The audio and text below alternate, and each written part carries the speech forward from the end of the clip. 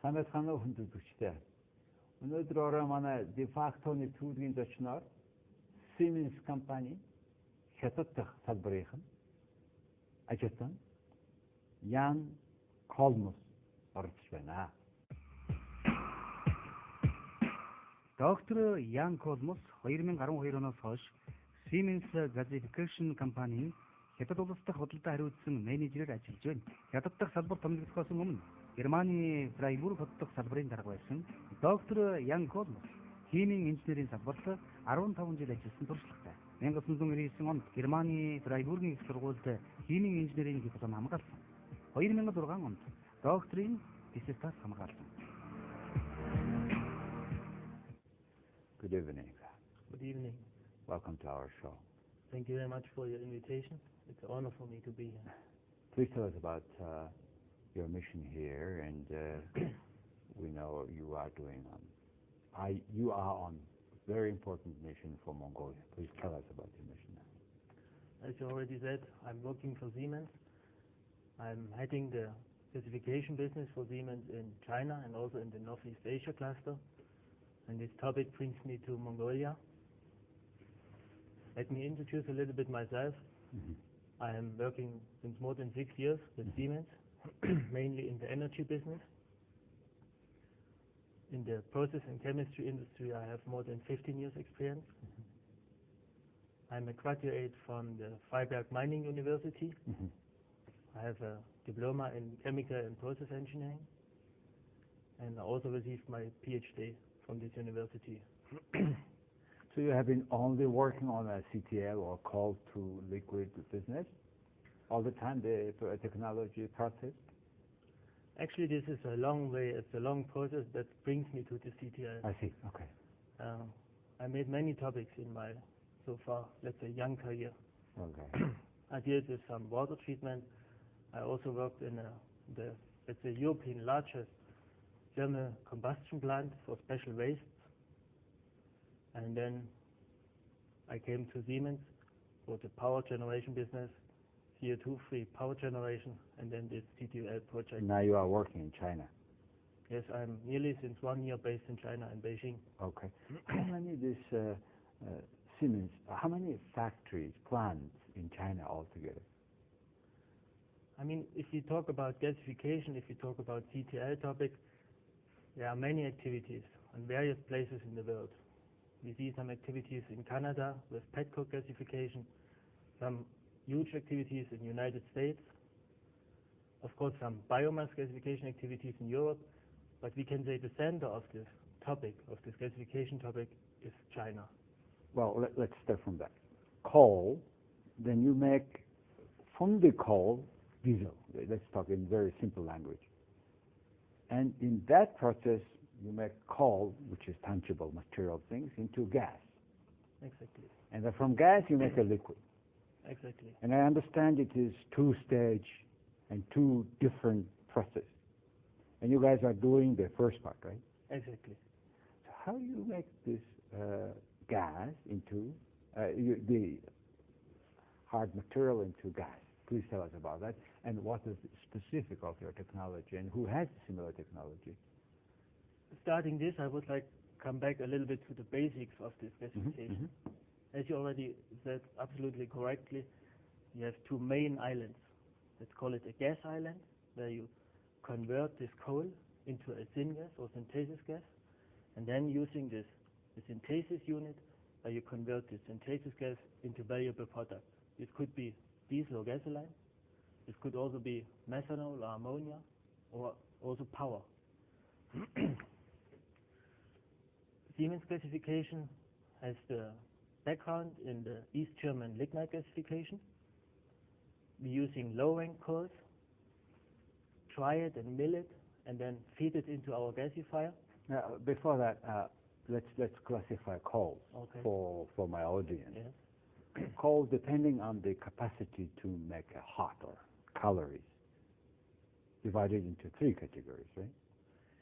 Or how many categories you would classify coal? 3 categories is fine. Yeah, depending on the level of calories they can produce. Exactly. And lignite meaning in the medium or lower? It's a lowering coal. Under which calories is that?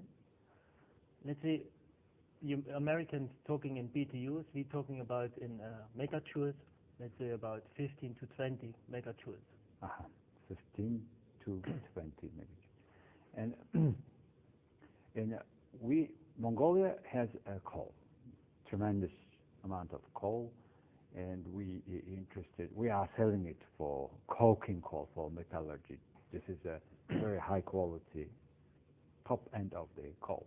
Yeah. And you talk about the lower end of the coal. Exactly. To make a gas. Yes. That's the important, and yet the one will help us to be independent on oil products. Exactly, this is the vision Siemens has for Mongolia. We're seeing this huge available lowering coals, not usable to transport it or to sell it to whomever, to China or to the coal world market. We're seeing during the process producing coking coal, which you can sell to the world market, to China, we're seeing waste coals, let's call it washed coal, waste coal. This kind of coals we can use for our product, for our process, and convert it in valuable products. For example, gasoline or diesel. You have made a study already. Yes. You are sure that your technology can work for Mongolian lignite, Definitely. lower grade coal. Yeah. We call it also brown coal, I guess. And you tested it, and it can be done. It's viable. Definitely. This Wow. is what Okay. Siemens stands for. And you do the same thing, most importantly, in China, right? Yes, you can visit a plant. There are reference plants in China. There's unfortunately not a Siemens plant, but it's a huge Fischer-Tropsch plant, the largest in the world. It's in South Africa. They've been doing this for many years. With South African Fischer-Tropsch is, remember we talked about the one, you said gas island, and then it's on the second part, the Fischer-Tropsch technology, right? Exactly. From gas, you make liquid. Exactly. Why Fischer-Tropsch? What is this about? Actually, the Fischer and Tropsch, two typical German names. These are two German scientists. They developed in around 1920, 1930, this synthesis to use German coal to produce fuels. I understand that time, and even now, Germany has not petroleum oil, and you had a lot. Ruhr, you had the Ruhr basin of coal. Yes. At that time, you were like in Mongolia. You are 100% dependent on other countries. And then your scientists made a discovery that your brown coal could be converted into gas or diesel. That made, by the way, base of the German industrialization, I understand, and these two names are very famous. And then what happened? Second World War II, and they have moved the technology to South Africa. Tell us about a very interesting story. You made the right finger point. The maximum peak of Fischer-Tropsch production in Germany was between 1936 and 1945. Yes. Especially because this technology supplied the fuels for the airplanes and the tanks. Yes. Most of these factories were destroyed as a result of this World War II, and then coal chemical industry had a certain period of no activity in Germany. Yes, went down. Let's say in middle of the 50s, especially East Germany, where no crude oil was available, no natural gas resource available, decided to build up an energy industry and chemical industry based on this local lignite, using gasification technology, using coal processing technology like Fischer-Tropsch technology. Is it direct, without gas immediately from coal directly to fuel, or it should go through the gas? It must be go through the gas. So we talk basically about two large stages of that industry that Mongolia is deadly interested. Because if you will really make, whoever is your partner in Mongolia, then we will be independent on gas. And we need altogether, 1.5 million tons diesel, say, all products. If it doesn't sound big or what, it is okay, or how much the... We have to say these are big plants. These are big plants. Usually, is it the model, or you make a small, or many, or just one big? No, I would say if we're talking about this plant design, we have to talk about economy of scale. You need Yes. a certain critical size of this plant to be economic. Yes. I would Tell say us about that, a please. plant between 500,000 tons up to 1 million tons Uh-huh. Fischer-Tropsch product per year. This Uh-huh. is a reasonable number. We're seeing a huge demand of diesel and gasoline in Mongolia. We're seeing a growing demand. According to my information, so far Mongolia depends on one source of fuel supply. This is from Russia, and not even from one country, even from one factory. One refinery. Yes. And Because it's simply because it's close, and plus this specifics is do well here, and plus you remember that you made in Europe different standard. We octane's very low, about 80 something, 80. Still, unfortunately, yeah. So, by the way, about the octanes, with this fuel, will it change the pattern of our consumption in terms of octane increase? actually the octane, the value, the quality of this fuel is much better than the fuel refined from crude oil. Whoa. Because you're going through this gas path and then you synthesize your exact molecule you target for. And then the octane value and also the quality, if you burn it, is much higher than if you use a natural oil as a feedstock. Well, let's try build up Okay. in our memory that, say, let's talk about 1 million tons product in terms of diesel in Mongolia. How much we need coal, and what is the optimal you have? Certainly, probably optimal version size of the plant. So you said 500. 500,000 tons, 2 plants. Okay, in 2 places in the country, let's say. So what does it take? What infrastructure? What do we need? What do we need for that? Of course, you need infrastructure, a coal mine. This is what we already see in Mongolia. Mm-hmm. You need transportation infrastructure to bring the coal to this facility. Then does it mean that we better to make it just next door to the mine? It's not a must, because the coal production costs are cheap in Mongolia. If you have the transport facilities available, you could also transport the coal to this facility and utilize it there where you need it. Back to this facility setup, then you need a chemical, as we talked about, this gas island, and then this synthesis island. Of course, you also need a power supply island. You need power supply for that plant. Speaking about power supply, I understand one needs to make power, we call it power station, power plant itself there, right? And the feeding the power plant, the coal, also will be used, or how does it work?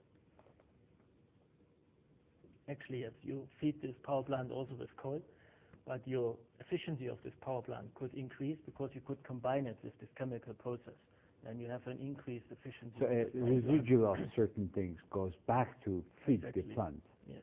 Okay, that it makes more economic than compared to ordinary just power plant. So because you are using also residual of that fuel product, the rest comes recirculating back. I would say you could increase the efficiency of this power plant. Okay. In terms of economic, you need to balance. Yes. Okay. Now say we have not necessarily nearby mine, we have the infrastructure, we have everything planned. And how big for 500,000 tons to be the power station, the capacity of power station? I would say in the first guess, it's about a 300 megawatt power station for the supply of 800,000 tons a year Fischer-Tropsch plant. And that 300 megawatt power stations will it have capacity to supply also local consumers for power, or it is just for the plant itself? For the initial design, it's just for this auxiliary supply of this plant, but of course you could design it that the power export is also possible.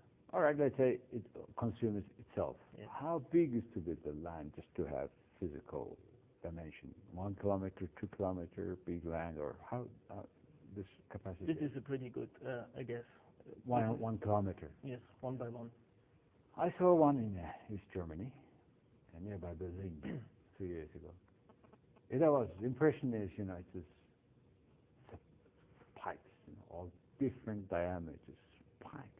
Millions of pipes goes here and goes there. It's very long. You drive from one to other point in the plant. Is it the same now? This is what you have to imagine. Many people know refineries, or exactly that's what this chemical plant looks like. You see piping and metal and vessels and. But all these pipes we have to import. Really massive pipes, 1 kilometer, by one, and all these pipes should be very expensive for Mongolia to bring. Itself, it should cost you huge. Even it may be even better to make our own pipes production, no? I mean, a country like China can afford it, but this is a long way to go to produce most of this equipment like pipes or drums or vessels here in Mongolia. Of course, you will, if you build such a plant, if you start up such a plant, you will generate some activity, some jobs, some supporting industry around this site. Okay. But this heavy equipment, I think this initially we'll need buy. to be imported and bought. Well, okay, we buy, we have, say, now let's make, and then how much it will cost me about the country, Mongolia. This is the challenge for such CTL projects. Typically, these coal to chemical projects are cost-intensive projects, high capital investment cost. But if you run this plant, you have low operation costs. It means to realize such a project, you need really companies strong enough, experienced enough to realize such projects. I know you want to listen some numbers. I can mention some data from the Chinese market because they built such CTL plants in the past 3-4 years. There's a number for a 1 million ton CTL plant per year. They're communicating $1.5 billion. In my opinion, still in China. It's still in China. And in my opinion, this is more or less target cost for the Chinese government. Okay. If I talk about Mongolia, I would communicate higher cost. Higher. Considering the infrastructure, the harsh climate, I would say up to $2 billion is a pretty good number for such an investment. Well, we are not afraid of big numbers these days. You know why? Our government either. They want to have a bond of 1.5 billion, which shortly, then $3.5 billion bond also they will have available. Anyway, so about with the most $2 billion, we will be able to make. How long it will take time for that plant to make to build? You already mentioned Siemens is working closely together with 2 Mongolian companies. We're already following this idea. We're following this business concept of such a CTL project here for in quite Mongolia. some time. We have been talking a lot. Which companies are there? Actually, I'm not sure if I'm allowed to mention. We have some confidentiality agreements. Okay. All right. Now, okay, let's assume theoretically about $2 billion. We make this plant, and Mongolians will be able to produce on gas, which is, well, this is a lot of money we spent. At certain times we spend maybe 30% of our export revenue for just just moving our transports. Now, I have another type of a question for you. All around coal, we say, Mongolians we associate it a lot with black, small, environmentally bad, and all around the world we are all environmentally very conscious. Can coal, this CTL plant, be without any that side of trucks, black smokes? I have to say clearly yes. Gasification is also a most important part of what worldwide called is clean coal future. Gasification is not a combustion. That's a good point, yeah. If we talk about gasification, yes, you're right. If we talk about this gasification, if we talk about CTL, we have to talk about environmental impact. We have to talk about environmental footprint. There we have to clearly say This is our mission. This is our target to minimize this. For our current plant design, we're talking about zero liquid discharge. It means no wastewater is going out of this plant. If we talk about gaseous emissions, yes, there are gaseous emissions, mainly it's CO2. This is a topic we have to discuss. We have to discuss with the government. We have to discuss with these Mongolian companies how to treat this. And we have solid emissions. Solid emissions are mainly the slag after this gasification reaction. Yes. What is slag? It's a crystalline product. It's a non-leachable product. Actually, it's a resource you could use in road construction or in cement industry. And I only say I'm happy to see all these efforts and all this advanced progress in Mongolia related to what we call environmental impact assessments. And Siemens is happy to answer all these questions, to provide all the necessary documents, because this is the best sales argument Siemens could get. Well, it sounds very convincing for me. You said it will use not that much water, and plus, as soon as they can recirculate the water. That means they don't need much in operation, much water, additional water. Exactly. This is our target, to minimize the freshwater request of that plant. I'll give you an example. We talked about brown coals, about lignites. Typically, these lignites contain between 40, sometimes up to 50% water. In our technology, you could utilize this water, you could use it as process water in your plant. No, hang on. What you are saying is the brown coal, that is a lot. We have abundance of brown coal all around the country. What you're saying is, inside of the water, in the coal, the form of humidity, there is a water which will be used for the production. Exactly. In our technology, this is a necessary technical requirement to utilize this low-end coal, this lignite. We need to dry this coal, because we have a dry coal feeding process. Yes. And this ensures a high efficiency of this carbon conversion process. And during this drying process, you move out the water from the coal. But we do not want to waste it. We want to recycle it into the process. Well, one detail. Combustion makes a lot ash, but you are making gasification, which excludes that sort of residual waste. We're not producing ash, we're producing slag, but this slag is indifferent to ash, a non-leachable product. Yes, and plus it has not those those elements which may be endangering the health of people. Exactly, and could go into the water path. This is a crystalline substance. In the best comparison, it's like glass from the window. Also, water cannot solve anything out of this glass. Yes. This is like this. It's a glassy slag. Good, very good comparison. Say everything is okay, we start. Okay, tomorrow we start.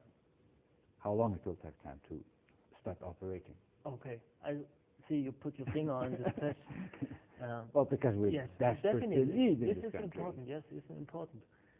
I would say minimum 30 up to 36 months. 36 If months. we start today, we need minimum 36 months. And how many people we need? I would say this is in such huge project, especially during erection and construction phase. It creates thousands of jobs. Yes. To give only a ballpark figure, 5,000. Well, it's almost like the project, you talk about the largest project in the country. It's by economic scale, in impact, it could be comparable. I would compare to that, yes. Okay. And then, during the construction. Yes. Construction is finished, operation starts. How many people will work there? In the first case, I would say between 1,000 and 1,500 permanent jobs with a wide spread of qualification skills. Whoa. You also have engineers, you need technicians, you need workers, you need staff in the laboratories. It's a wide range. So let's say initial part, your technology. By the way, for the first part, Siemens, there's who else? Not only Siemens should be. Who is other technology providers to the gasification? Only to say some numbers, the biggest competitors are Shell. They're doing a quite good The job. Dutch oil company. The Dutch, exactly. And also GE, one of our biggest competitors, also offering a very good gasification technology. GE is a slurry gasification technology. You mix this water and coal and feed it as a liquid feedstock into the gasifier. So to do this, this requires a higher quality on coal. You cannot use this for low-end coals or, yes. No, then we should not waste the high quality coal, which is itself their value. Yes, this is what we're thinking. Make money from that coal, sell it to the world market, sell it to China, because I guess your government, your country needs cash in for all your investment projects. Well, at least we need to replace our import if we can. Plus, it comes with that independence. No, it's very much useful. I mean, I think every Mongolian kid understands that necessity. And by the way, now let's go to the second part. From gas, we go to liquid. So then you said only this Fisher and Trophish. But this is the only technology we know, the world knows, right? There's another technology to convert this syngas or this gas into liquid fuels. It's called MTG. It's an ExxonMobil technology, methanol to gasoline. The main product in this process is gasoline, as the name already mentioned. For Fischer-Tropsch, we have a range of products. The main target is diesel. So this MTG will give not only diesel, but also other chemical products. MTG will mainly give gasoline as a final product. Gasoline. And you will do only this project, diesel? As I said, we're following two projects. One is this MTG technology, and the second is, in a larger scale, is Fischer-Tropsch technology, where the focus on the final product is diesel. Diesel. And you said with the focus on final product on diesel. What kind of other products are there? You could also produce in a byproduct, for example, LPG. It's a liquefied pressurized gas. There are several uses for this LPG. It's also you can use it's a clean fuel for heating or cooking. Yes. I talked to many people in Mongolia. Many ideas blopped up. For example, they told me a lot about this air pollution in Ulaanbaatar, especially during winter season. Generated mostly, according to my information, by burning coal in simple designed ovens. Very primitive. We just take it out and burn it. And black smoke. Maybe this LPG could replace such coal usage, convert it into... For that 1 million ton capacity, how big LPG will be there? How many percentage of the outcome of coming is LPG? It's a side stream. It's not that big, but you could impact it by your design. Okay. So far, the project study we followed, according our guidance from our customer, is focused on the diesel production. Okay. But still, you will have, whether you like or not, you will have substantially this LPG. Yes. And this is a matter of storing them, also transporting them to the customers. Yes. I mean, you could feed it through pipelines, or you fill it in bottles and then sell it as a bottled fuel product. There are several. Also, it's used in cars. It's like the lighter. Yes, actually. It looks like liquid, but it burns. Actually, like that. That I saw in very remote areas in Texas, Oklahoma, in the States. A big balloon would be at the farm. Yes. It's like a truck on the back of truck, big balloon, and they replace it. I think it's 2 or 3 months. Somebody said maybe twice a year or so on they replace it. Yes, so depending on your storage, on your consumption, this is the source of energy supply for abundant, for outside, far outside. And I think that will completely remake our agricultural landscape and the country, because every farm will have own heating, our cooking facility, and then no need to use either local, destroying the environment, because we demand more and more. Well, it sounds altogether very good if we do it. What else you would like to share with our audience who really eager to see that in Mongolia happening? many questions I get from especially customers or potential investors is, your technology is so complex, could it be economic? What oil price I have to compare it? I would like to answer on that matter. Siemens assuming internally comparable oil price between 50 and 60 US dollar per barrel. That is, Fischer-Tropsch projects are economic. I also got information from other sources, they're assuming lower numbers. So what you said is Fischer-Tropsch diesel will be at the range of $50 per barrel, and yet the world now per barrel oil product is about over $100 now. Exactly. Okay, that means at which level this whole project is visible? I remember there was a $16, remember, per barrel one time ago. Yes. And nobody was thinking about that. And over which $50? This is our internal assumption. Wow. This is a break even between 50 and 60 US dollar per barrel. Jan, you have been,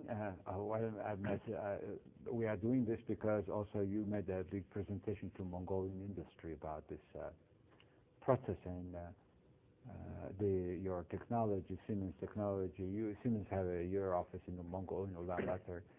What was the acceptance level of our industry, of your project, of your technology, and of your presentation overall? I would say very welcome and very interested. You feel comfortable? Yes, we got a lot of feedback. I mean, this is the point where we are today. The Siemens waited a long time. Only to mention that the Siemens opened this office here in Ulaanbaatar in 2004. 8 years. And the first project we realized in the early 90s, 1992, 1994. Siemens always had a strong trust and always a strong vision for the growth and development of Mongolia. And now we are feeling we are at this point. And this is our wish. Let's do it together. As I said, the project boundaries are attractive. I know some projects in Indonesia, in Vietnam, and I cannot find too many projects where the boundaries are so attractive. Long-term available coal, cheap coal prices, demand on this diesel. You have a growing economy, you have a growing mining sector, your mining equipment will consume this diesel. You need to to become independent from this single source supply. You have a proven technology. You can visit some reference plants worldwide. The only thing to handle it now is this investment and find the right partners. And of course, you need some political framework to make such big projects happen. Well, we have been talking a little bit too long on this process, and we understand your frustration. But anyway, personally, I really hope that it is the case, and we want to see that success story in this country. And it will be, I think, a good monument to wonderful relations between two countries. We have a lot of Mongolians educated in your country, and a lot ties, certain percentage of the population speaks German. And I think it will be not only replacing our big dependence on one source, but also it will bring a big culture, industrial culture, chemistry, chemical industry, new refinery. And I think for this noble job, I really want your project happening in this country. If there is anything you would like to share with our audience. You made a good point. Such projects not only creating value added on coal, not only creating jobs, you get also technology transfer, quick technology transfer into your country. Yes. You make a jump to state-of-the-art technology. You get training, education for the people who need to, we need all these people to work to operate that plant. And I think this is a big contribution to the growth and development of Mongolia. It will be plus it's clean, environmentally friendly, and plus it will be a gate to diversification of our economy with that cheaper, better power and energy. to go like this LPG, bring to any spot in the country, and they will be competitive with in terms of our source of heating and cooking source. Another point I would like to add, I see, I was 10 years ago, my first time in Mongolia, and I see more and more people coming to Ulaanbaatar because they seeing and thinking this is the only chance for progress. Big mechanical migration, yes. And such projects could work as condensation core, as new core for urban population, for new center for people, to give them a new home, to give them new jobs, to give them a home for their kids. Yes. And this will also release a certain pressure on Ulaanbaatar. Ulaanbaatar, yes. Pressure, I mean traffic. Yes. Everybody knows the traffic situation Yes. in Ulaanbaatar at the moment. The utility supply situation, absolutely right. power supply, water Yes. supply, wastewater discharge. Yes. Well, this is tremendous impact, and I hope well, that will be a case of understanding many Mongolians, and certainly it will contribute a lot to our economy. And I would like to thank you for your wonderful presentation, and to the industry, and to during my program to Mongolians, and I wish you luck. I want you to do that as soon as possible. Thank you very much. Thank you for the invitation. It was a pleasure to talk to you. Thank you, Jan. Thank you.